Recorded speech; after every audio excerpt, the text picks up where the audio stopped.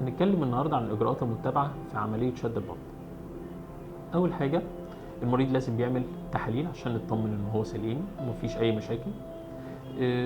بيروح المستشفى، البنج بيبقى غالبا يا نصفي يا كلي على حسب رغبة المريض أو على حسب الحالة الصحية ليه.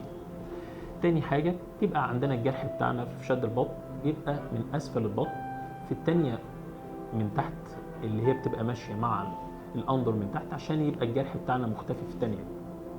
من الجرح بتاعنا كله بيبقى مختفي في التانية ديت، هو بيبقى جرح زي القيصري بالظبط بس بيبقى أطول، بيوصل للعظمة الحوض من الجنب ده والجنب ده.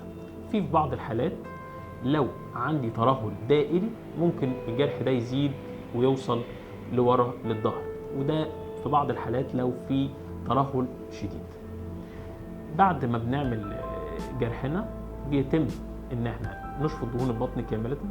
بعد كده بنسلك جدار البطن من العضلات عشان اقدر اعمل ربط العضلات على طول جدار البطن، والجلد الزيادة كله بنشيله عشان ما يبقاش عندي اي جلد مترهل.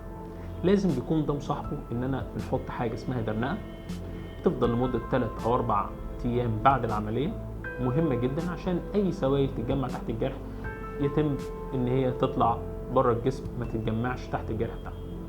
مريض شد البطن بيحتاج فترة راحة 10 ايام لاسبوعين بعد العملية. في خلال الفترة دي بيبقى لابس كورسيه او لابس حزام بطن، وبيقدر يرجع لحياته الطبيعية من ناحية الشغل او من ناحية النزول وانه يتحرك عادي في خلال اسبوعين. لكن في خلال الاسبوعين دول هو قادر يتحرك في بيته عادي، يروح وبيجي. بنشيل الدرنقة بعد 3 4 ايام، بس بيحتاج برضه انه يكمل راحة عشان فترة التئام الجرح تكون ما بيعملش فيها مجهود زيادة. دايما مريض شد البطن بيحتاج لمدة 3 شهور بننبه عليه ان هو ما يشيلش حاجة تقيلة او ما يحزقش، لا عشان ربط العضلات اللي احنا بنبقى عاملينه محتاج 3 شهور عشان يحصل له التئام داخلي من البطن.